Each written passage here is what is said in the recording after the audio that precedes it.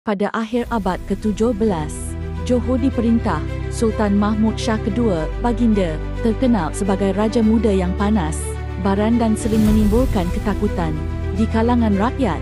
Peristiwa tragis bermula apabila isteri, Megat Lela yang syarat mengandung, dipaksa ke istana. Dalam perjalanan, dia terjatuh dan meninggal dunia, menyebabkan Megat Lela dipenuhi dendam terhadap Sultan. Dendam Megat Lela membara bertahun-tahun, namun dia menunggu masa yang tepat untuk membalas kematian isterinya. Hari yang dinanti tiba.